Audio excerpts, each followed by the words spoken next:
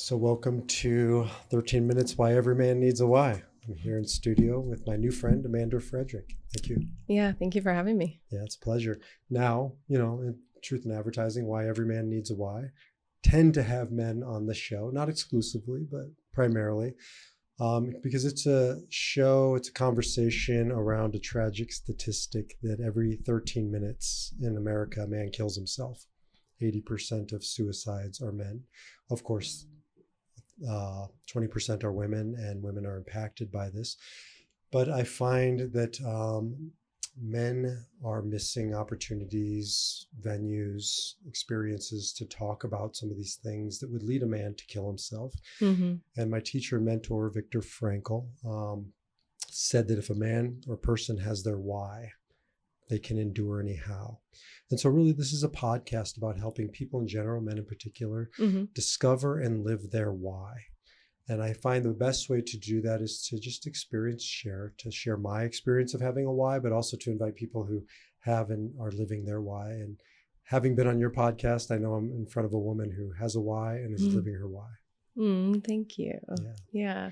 So if I were to say to Amanda, kind of, maybe just share with us a little bit or a lot of bit about your why. Where would that lead us? What's your why? Thank you. That's a great question. I think my journey has been in remembering why I'm here in terms of love. A lot of my journey has been remembering how loved I am, that I am love. I'm always unconditionally loved. And being able to radiate that into the world so that other people can also access that for themselves. Because as a kid, that was not my experience. I never felt like I was enough. I didn't feel worthy of, my parents' love, the world. Like I didn't think that God knew me, saw me, unless I was good. I had to be a certain way. And that's where like the perfectionist tendency pattern kind of kicked in. And so it wasn't until after college, probably. So that pattern, like for many of us, can just run rampant in your lives in many different ways. And I didn't know that I was so worthy just because I am. Like I am who I am, and I am so worthy of love, and I'm so worthy of all that I desire, and I'm also worthy of my why. And like that's been a big thing for me, even more recently, with becoming more of myself and more of a full expression of the love that exists within me. Is I do believe that I am a key for others to embody more love and to become the love that they desire. And if I left my personal journey, like if that was my whole life of just becoming the love that I so deeply desired, would that be enough for me? And no, like I would not be able to leave life feeling fulfilled just being the love that I deeply desire for myself. Like for me, I need to share that. I need to invite other people into that experience, whatever it may be for them, in order to have my own purpose and deep fulfillment while I'm here. And so my why is, while I've been on this personal journey of accessing more of and remembering more of who I am, which is magical, like deeply magical embodiment of love that has these keys for other people to also access that. If I don't move through life in a way knowing the truth of that and sharing those gifts, then there's no purpose. It's like, okay, I became this, I did all the work, but like for what? Just for me? Like that wouldn't feel good for me. I would also suggest that it wouldn't be love, because totally, love by definition must give. It's interesting. The Hebrew word for love, ahava, famous kind of product line out there called ahava, but ahava means love, but it comes from the Hebrew word hav, which means to give. So it, built in English, it doesn't really go there, but Hebrew automatically takes you to other. Yeah. Right. And that's what I heard you say. Like if I just lived it and didn't give it, I mean, I would say that's not exactly love, right? Totally. And for me too, it was breaking that pattern of giving it so much to other people without having that embodiment and owning that for myself. Mm. So the overgiving, which I know is so common for women, showing up for other people, making sure everybody else is comfortable, has what they need, and being in service in that way is really not only draining, but it's not supportive for everyone involved, because it's not rooted deeply in the fullness of who I was. Right. And so until I really like healed some of that and allowed myself to take up more space, then I can pour from a place of overflow rather than like I'm giving and being of service so that I know that I'm enough, so that I know Right. I'm worthy. Which isn't love. It's Exactly. something, it's survival. Yeah, totally. So Enneagram, we talked about it on your show. Yeah. 2? I'm a 7. 7. I have a lot of 2 qualities, but I'm definitely a 7. Definitely a lot of 2. We have all their energy. We have them all. Yeah. In us. So I have the social pres subtype. Interesting, because social 7s look like 2s. Yeah. They get confused a lot. Well, that's the giving piece, right? That's what I have Yes. to be careful of. I'm so hyper aware of my environment and the energetics of everyone that I'm around. And I care so deeply that sometimes it puts me in a state of being so hyper vigilant on maintaining the other energetics that I lose sight of my own. But, a typical 2 is more of coming from that same place, but the intention of just needing to be needed, where I don't hear that's, so the social 7 is more of needing to experience and to be connected. I think that's where I'm at now. Yeah. I think in the past, it was definitely like needing to be needed. I think after having kids and moving through that journey of like actually really fucking needing to be needed. And now that they're a little bit older, like there were a couple of years, like probably 4 years ago, where I just sat with the question of who am I when no one needs me? And who am I when I don't need anyone else? Like what's left? Wow. What came up? It's really interesting. I mean, I still ask myself that question all the time, like what's left? And it's like, that's what brings me back to like what love actually is. It's like there's me. It's like the soul. It's just like there's this deep connection to the flow of life without needing to place my energy. Like I don't need to place. I totally can and I love to, but I don't need to give. I don't need to be needed. I don't need until I choose that, right? Like choosing to show up in a way that feels good to be needed versus like my identity is in being needed are 2 different things. The choice makes all the difference. Totally. I mean, that's the only power we have. And if it's not chosen, right, I would argue it's not authentic. Yeah, it's not you. It's survival. It's fear, whatever it is. So how did you get there? I mean, you didn't grow up with that. You sound like you were given almost the opposite, right? The sort of stereotypical nice girl, give. It's better to give than receive, all these things. Like, was there a shift? What happened to bring Amanda to that place? Yeah. Well, I came from like my parents loved me so deeply, and my mom, like many, many moms and many parents, when they had us, it was like we were their entire world and they gave us absolutely everything. So I didn't grow up witnessing parents that chose themselves first.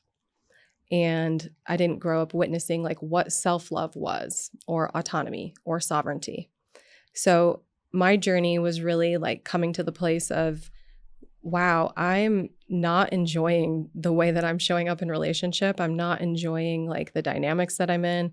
I'm not enjoying like the kind of mother that I'm becoming. So like, I just got to the point where I was like, I don't want to do life like this anymore. So it was after you had kids? I would say it's after I had kids. Like before I had kids, like I remember when I was pregnant with my almost 9-year-old now, I had done a decent amount of work. I was a nurse. I'd done yoga trainings. I was a Reiki master. And so like in my mind, I'm like, yeah, I'm ready. I've like done the work. But as you know, when you have kids, like the work kind of restarts and it pushes you into a totally different initiation than you ever could have expected. And I wasn't ready. And that was the beautiful piece, is that really like becoming a mother pushed me into all of my patterns. It was such a mirror for all of the things that I still hadn't healed yet. And watching my children grow up, it's like each year they get older. It's like that's the age that the part of me is also healing too, across the board. And so having kids and then getting to the point where I was having so much anxiety after having my second daughter. And I heard of this thing called breathwork. And I was like, okay, like it's starting to be hip. I'll try it. It was like about to be, like the new yoga, like how yoga blew up. I'm like, breathwork is probably this thing. So I did a couple of breathwork, like meditative practices. And after like 2 sessions, I was like, holy shit, I feel so different. Like I had created so much more space within my system. Because bottom line, I wasn't feeling at home within myself. I was like constantly searching for something to save me and to help me. And so breath work created this beautiful bridge for me to come back into my own body and create space for whatever was there to just exist. In a way that yoga didn't? Yeah, in a way that yoga didn't. Yoga, I think it just was an expander for me. Yoga does that for me as well. But breath work places me more into, especially like a longer breath work session, places me more into even less mind than yoga does. That's interesting. Mm-hmm. Enneagram 7s are head types. Totally. Right? And so I hear this a lot from 7s. They're actually, I don't have any data for this, but I think they're disproportionately represented in Buddhism. Because Buddhism is about quieting, right, and detaching or non-attachment from thought. And I think it's quite appealing. So I can see why breath work would also be quite appealing. Yeah. It's appealing to everybody. I love it too. But I can imagine, that mind chatter nonstop thing, right? Totally. Slowing down. Yeah. And when you're in that place too, it's hard to know like what's actually true for you if you're just caught in the loop of the mind. And so with breath work, I was able to really like drop into the deeper places of myself. And I ended up doing a breathwork certification, and it was one of the last, it was a 7-month-long journey. And it was one of the last breathwork experiences my mentor took us through, where I came out of that experience and I was like, I finally feel safe enough to leave the father of my children. I finally feel safe enough to start choosing myself in a way, no matter what everyone else is going to think of the choices that I'm making. And so breathwork for me created so much space within my system to be able to differentiate between like what was actually true for me versus like what were all of these other energies that were kind of placed upon me, or the trauma, the conditioning, perception, all of that. I started to be able to see things more clearly through breathwork and feel things more clearly, like what was mine and what was not mine. So breath work is, how do we define breath work? I hear people use it all the time, and sometimes people just mean like consciously breathing. And I'm doing breath work now, so I know it's actually work. Right? Like it's appropriately named. It isn't, maybe it is, but for me, let's define it. Totally. And expand it. Yeah. So the way that I was trained with breathwork was in 2 different types of breathwork. There's integrative and there's meditative. Integrative breathwork is more like, anywhere from 30 seconds to 10 minutes of a specific breath pattern that you can do any time of day to either down-regulate, bring yourself back to more like easeful state, up-regulate if you're wanting more energy. That's more of like the playful, okay, like what do I want to experience? What does my body need? Versus like the more longer, like meditative breathwork experiences would be like anywhere from 20 minutes to, a couple of hours. And those are more like the transformational breathwork experiences. Like holotropic breathwork. Yeah, just like that as well. Yeah. And those are more for unwinding patterns and trauma and recreating a new experience. So as far as like a definition, it's kind of like a choose your own journey. What is it that you're actually desiring? What do you have space for? What's accessible? In each moment, breath work, when we become conscious, it can drop us out of our minds back into our body. And when we're able to do that, it creates more autonomy. Like we have more like sovereignty over our experience. Mhm. So for me, the breath is everything. The breath is life. And breath work is the ability to breathe, drop back into the body, and take your power back in each moment. Literally. Right? It's the first thing we give away, Mm-hmm. Our breath. It's the only thing we control, our breath. Yeah. And so doing this work brings you back into your body, into your feelings. So tell me more about that. So how do you express that you work with clients doing breath work? Yeah. So I've worked one-on-one with clients doing breath work, Zoom, in person. I've done group breath work facilitation, Zoom, and also in person. It's very much like whatever the experience desires is what is present, whatever the individual needs. There's many different breath patterns that you can play with. There's many different, energies you can invite in, whether that's, breath, sound, and movement are the three ways that you can move energy through the body. So as I move people through breath work, I'm always inviting them into also sounding. So like exhaling with a sigh, like a and also whatever the body is desiring. So if that's a yell, if that's a whatever.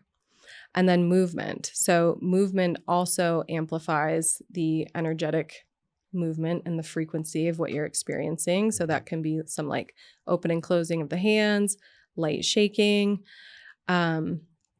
I typically go over like the emotional, energetic aspects of what you can experience. And then there's the physical aspects of breath work. I set a very, very tight container for breath work, which is not always the case with breathwork experiences, but especially for like the more transformational meditative experiences where things are likely going to come up. If there's something in the body, we want to create a very safe space for it to exist and come up. So the container is set like very tight as far as like what could potentially happen. And those potentials are just the full range of the experience. So the full range of any type of emotion. I've gone through breathwork experiences where I'm crying and I don't know that I'm crying until like a tear like drops on my shoulder, or like I'm like blissfully laughing, but it's just energy that's moving through me. It's like I'm not laughing, like the laughing is me as I'm doing breathwork. And it's a really beautiful way to also create coherence, like when you're working with a group with all of the different experiences that everyone is having, because it's so individual. You can have one person that is really like releasing a lot of emotion and is maybe like there's grief, and you can have another person that is just like in deep bliss. It's very common for anger to come up as well. So holding that container for safety with whatever arises for absolutely everyone. It's really fun for me to play with because it's a lot of energy to hold. But for me, because the breath is life and energy is life, holding all of that for me, my ears are getting really hot now as I'm talking about this. It's so reciprocal. So like the more bodies and the more humans I'm holding and the more that's moving through them, all of that energy is also moving through me too. So it's just like this really beautiful reciprocal wave that we all get to experience collectively while also having our own individual breathwork experience. Do you frame this as like spiritual practice? The people who are coming to you? Because to me, when I'm in that space, it's as close as I get to divinity, to God. Love, yes. And how do I get to that place of love? Totally. Breath work. But I don't know. Does that resonate? Yes and no. I typically work with people who are very open spiritually and like align with that. And also I don't want to place too many like presumptions around what the experience could potentially be. I like to leave it very open. Like maybe you're going to have this like divine connection, life-changing, whatever. And also maybe nothing will fucking happen. Yeah. And that's okay too. So I guess less about prescriptive, but more about like describing. Do people describe the spiritual aspects of it. I just feel like, we talk a lot about plant medicine and I'm into it, and we talk about all these other things, but the breath is so simple and such an elegant pathway to God. And I just don't think we. For sure. I think outside of like DMT, breath, I've had like some of my most psychedelic experience just with the breath. Just breath alone. And my body. Yeah. Without anything else. It's a really beautiful tool and gift that we all have access to, and it's fucking free. Like, it's just here all the time. We can use it all the time. Yeah. So I think it is deeply, deeply spiritual. And also there's moments where it's just like, I'm feeling this and I want to give this moment back to my breath. And I think everything can be a spiritual practice, though. It depends on who's sitting in front of me and what they orient to. For sure. That sounds like a beautiful process you take people through. Yeah, I haven't facilitated breathwork actually in quite some time. Since I moved back to Colorado 3 years ago. I was doing a bunch of facilitation when I was when I was still living in Michigan. And I'll do it sometimes with one-on-one clients, but my practice now, and I'm still open to doing it, it's like one of my favorite things just because it gives me so much life. But a lot of what I've done the past couple of years is more like embodiment based, just like deep, deep embodiment work, specifically with women and couples. What does that look like? Yeah. So a lot of it's parts work. So I do a lot of IFS with clients, women and couples. So oftentimes people come to me and for women, they're either they're at a threshold. So becoming a mother, and they're at a threshold of becoming a new version of themselves. And they're wanting support with creating that for themselves, and which we all need. So whether that's becoming a mother, moving through divorce, entering into a new relationship, changing careers, all these like really big life transitions require us to become a new embodiment of ourselves. And so what that looks like is getting really, really clear on who they are and what it is that they actually even desire. Like what do you actually want? Like not what does everyone else want from you, but what do you want? Sounds like Amanda's talking to her younger version of herself. Totally. Yeah. For a very long time, that's what I had to get really, really clear on. And, from there, it's like, okay, what are the parts of us that don't believe it's safe to claim that? Those are the parts that we work with to create more safety and more of a foundation of understanding that all of who we are and all of these different parts that have come into our experience to help and assist us, but likely are not showing up in the most supportive ways. Oftentimes what we want, we can 1,000% have. We can have anything that we want, but we oftentimes have a part that is protecting us from getting that exact thing, like pushing away love or showing up in a way that is protecting our heart from getting hurt, even if that's what we want so, so deeply.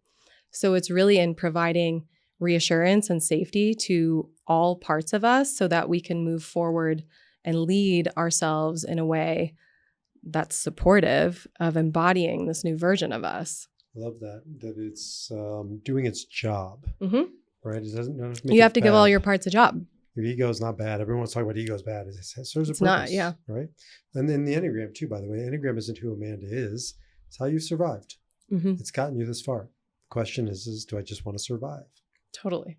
Right? And then you can start to honor it, appreciate it, kind of say, I think Glennon Doyle or somebody says you can sit in the back seat, but you're not driving anymore, kind of thing. So wow, so parts work. I never thought about Enneagram and parts work. Yeah, it's really cool to do with couples too. So I've done like in-person couples immersions where I'll have them sitting across from each other and I'll just take time doing individual parts work on each of them. And then their partner just gets to hold like loving awareness and gets to see like why maybe their partner shows up in not the best way sometime, the best way. But it's for what they've experienced and for where that part of them is currently at as far as safety and stability, it makes total sense. So then we have the awareness around like, how can I support my partner when this part does show up to provide them more safety in choosing differently? So Viktor Frankl, my work revolves around his idea that he says between stimulus and response, there's a space. And in that space lies our power to choose our response. Yeah.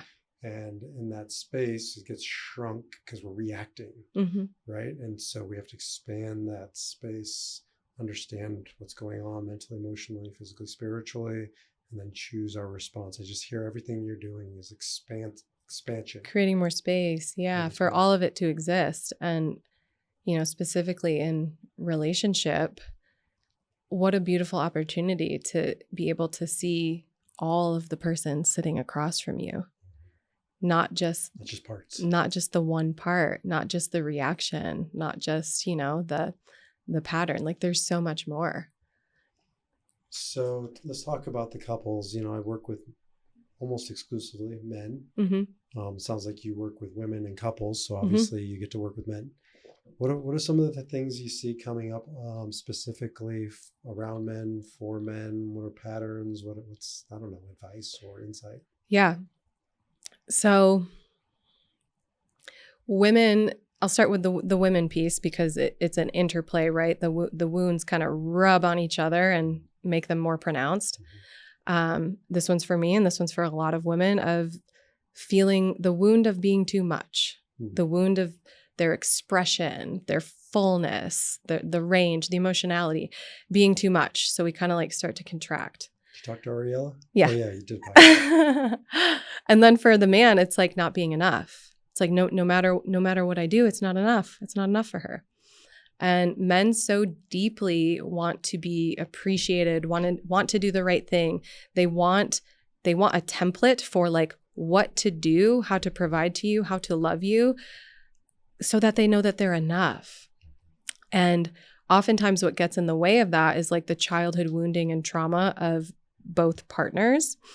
I've experienced a lot of men with wounds from both parents, but oftentimes like father stuff of not ever like living up to the expectation of their father and not being enough, like not being man enough, like not following in their footsteps. And, that shows up in relationship as trying really, really hard to do all of the things, but maybe not particularly what love needs in the moment or what their partner needs in the moment in the relationship. Love language, right? So they're providing, it's just not what's being asked.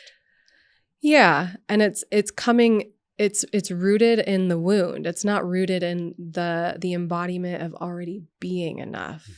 So once we heal some of like the childhood stuff with mom and dad and like love on those parts and like, yes, these things happened. Yes, it's not your fault. And it's okay. Like the adult male gets to choose to lead those younger parts into the present moment and be like, now I am actually the father. Now I am actually the mother. Now I am actually the leader. And you are enough. And I'm going to show you in these ways, based on what it is that he needs as an individual, that you are enough. And from that place, how can I show up in relationship already knowing that I'm enough? That changes the game entirely. So good. Yeah, so many guys that I counsel, that I guide, they've outsourced their feeling center, their heart, their emotions to usually their wife, their partner. Yeah. And it's amazing to me. They get to, 40, 50 years in life, and this is so underdeveloped. What does that look like when it's underdeveloped and they're outsourcing? Here's the most obvious one is most guys need sex in order to feel. Yeah. Right? You're just using your partner to feel. That's not actually intimacy. Right. I mean, that has its time and its place, but like, let's just be honest, because most guys, if they haven't done the work, if they're not awake, if they're not committed to this, have sort of relegated that level of vulnerability and feeling to the bedroom. Right. To an orgasm. So most guys, I counsel only guys, And a good percentage of them think they have porn addictions. They don't have porn addictions. They have issues with feelings. And they put it onto pixels on a screen. And for that moment, they feel something. Yeah. So once we can start to really get into what is it you're seeking? It's not porn. I don't mean guys who seek out porn. It's what they think the porn will open up within them. Yeah. Right. And so taking that back from just sex, and certainly not putting it on your wife to be responsible for you to your feel ability to feel, and then that resentment that happens over time of feeling used. And then I don't have to tell you, you deal with these folks. They come into the partnership and she's sick of being used and he feels shut out. And it sounds like this is familiar territory. Yeah. I think it's also like putting love in such a small box. Like if you can only feel loved if X, Y, and Z happen in the bedroom, and like that's where all of the worth and that's where all of like the stability of the relationship comes from. That's a recipe for not some good stuff. And I would argue that's not exactly the definition of love. No, right? it's not. But I think we all have to unwind what it is we've believed love is for a very long time in order to be able to open up to see the full spectrum of how it's available in each moment with our partner. And you have to gain access to hear first. Yeah. And especially for men, taking back responsibility for your own, right, feeling, your own heart, your own vulnerability, your ability to connect. You know how many guys who get to their midlife onwards and have outsourced all social relationships to their wife? Yeah. Because they haven't developed That's a real them? bummer. It's crazy, right? They're so successful in their life, except when it comes to relationships and emotion and like that. And, you know, I was a rabbi and I did 500 funerals, and that's the stuff you talk about to celebrate a good life. And it's the thing we're outsourcing. Yeah. So it sounds like you help them get back to that place inside of these containers. Yeah. It's opening back up to the flow of love between two people. What other things, 13 minutes, why every man needs a why. I think about my father killed himself. That was sort of the impetus behind this. And I share with you, my book is out, Guy in the Glass. Yay. Just came out yesterday. And it's about a guy who goes to the mirror and doesn't respect the man he sees staring back at him. Right. And he gets it's no different than women too, right? You go, especially that Enneagram 2 quality, the world's clapping, thank you, you did it, you're so amazing, and you go to the mirror and you don't feel that. You don't see that. So I don't know, I guess for the men listening, like how do we get them back to that place of respecting and loving the guy they see staring back? I would say first and foremost, start like vulnerability, like starting with yourself, like really deeply looking at the places within yourself you've been avoiding for a really long time. Like, what are the experiences you had as a child or in relationships, even as an adult, that have caused you to close? And how can you start to shine some light on those places within yourself to open back up, to know that it's safe to open? I love that. So the men that you work with in these spaces, they're in couples. These are obviously people who are committed to doing this work since they've sought you out. Totally. It's usually their wives that bring them there. It's there you go. But honestly, a couple that I've been working with for quite some time, they're both deeply committed to the work. I've worked with both of them one-on-one. I'm thinking of one specific couple. And while it was her idea, he's not on a leash being pulled. He has a deep desire for this as well. And I think that's becoming more prominent now too, where men are realizing like, this is actually something that I also want for myself. And I think that's the biggest thing is men need to get into the work because they truly believe that they deserve it. It's for them. And then from that place, it gets to pour into their relationship. It's easier for women because we're built to nurture. We're built to connect. Men are not built the same way. So I think it makes sense that it's taken a little bit longer for them to be like, this makes sense for me to do this, to put the work in this way. But yeah, I think it's just getting really clear on what do you actually want? Like, what kind of relationship do you actually want? And like the way that you've been moving through life, like, are you okay with like that being the same way the rest of your life? Like if you died tomorrow, like, is this how you would want to be showing up? So true. And, another thing I've seen is a lot of couples think it's dead and it's dormant, right? The relationship? The relationship, that thing you're talking about, Yeah. right? That And that's probably true. intimacy. And they think it's dead. They want to get divorced, which fine. I mean, if it's time to get divorced, it's time to get divorced. But like, why go looking for new fields of gold until you've mined your own, right? And make Totally. sure you're not standing on gold.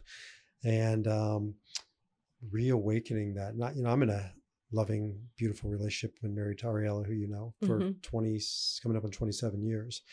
And our relationship has gotten so much more intimate because of doing this work, of committing to it, of trying to go deeper than we ever have. And I'm sure you have experienced or seen this as well, right? It's not dead, it's dormant.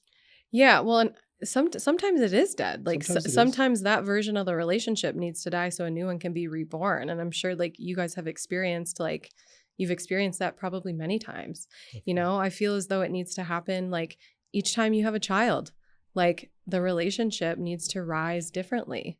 You can't maintain the same way of doing things because life isn't the same. Like we need to move in a way where we're responding to life and not holding on so tightly to the way things have always been. And then there comes a time when it is dead. And you're doing 1,000%. And you're doing more damage to each other by being here than not being here. Yeah, it's good to know that distinction because there's nothing wrong with letting go. And sometimes that is what's best. And that is also death. Like that also feels like death.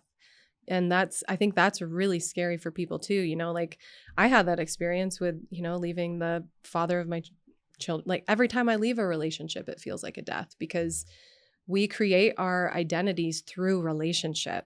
Even though I am my own individual person, I'm a sovereign being, who I'm becoming is constantly changing based on the relationships that I have and the quality of those. So when I get very intimate and super close to one person, and then all of a sudden they're removed from my life or I let go for whatever reason, I'm required to become someone different outside of what was created in that container. Like the identity has to change because this no longer exists. Which is a gift to give to your girls. I've counseled many women who've stayed in marriages and they say, or meant to, it's for the kids. Yeah, it's gross. Right? Yeah. And it does just as much damage staying in for the kids as leaving.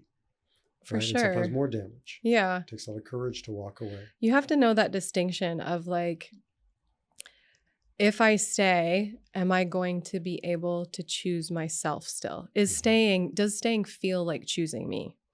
If I'm leaving, am I leaving because I'm avoiding looking at a part of myself, or am I leaving because I need to become more of myself? I think it's really important to reflect on those. I've had both of those happen where, I've ended things because I was avoiding and I stayed in things because I was avoiding.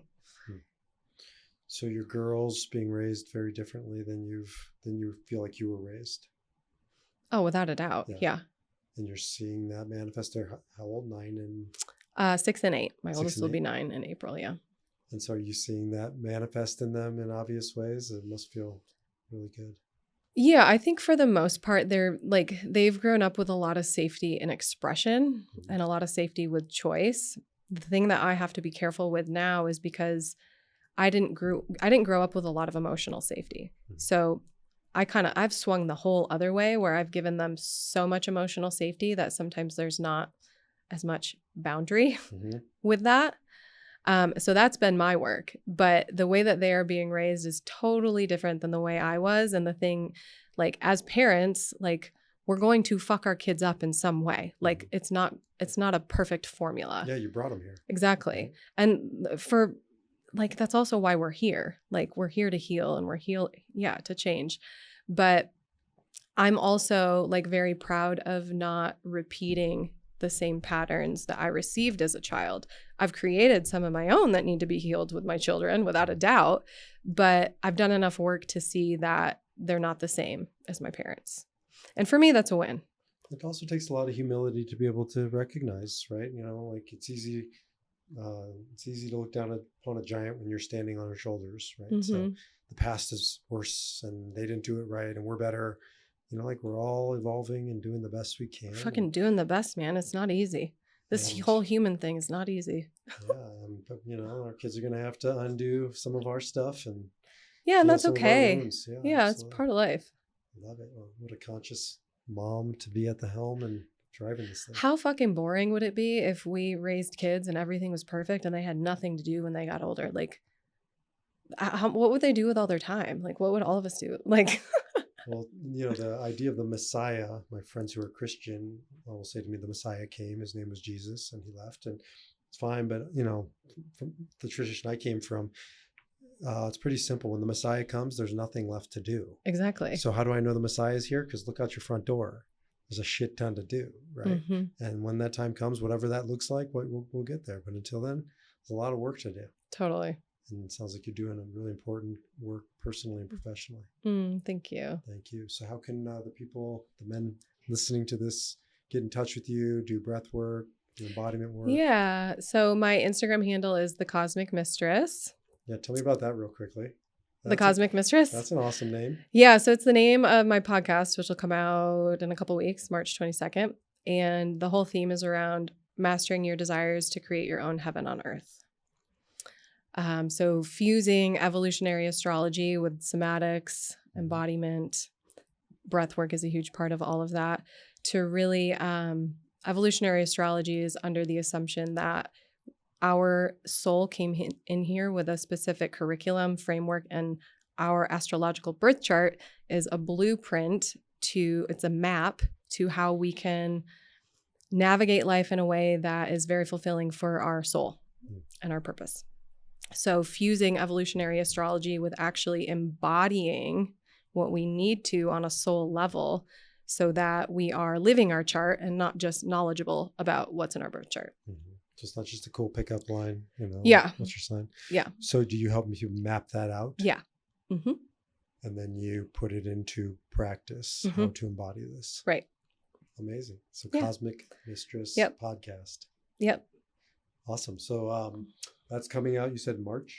Yep. March 22nd is the Soon. launch, right? Yeah. Mercury goes direct on March 20th. A couple of days later, the podcast will launch. So by the time people are listening to this, right around there, check out the Cosmic Mistress. Again, they can get a hold of you, do some couples work with you. Mm-hmm. Awesome. I love it. Well, yeah. You had me on your podcast. It was such a good time. I had you here, and I think people are certainly going to benefit from this. I know I did. Thank you. Thank you so much. Pleasure. Yeah.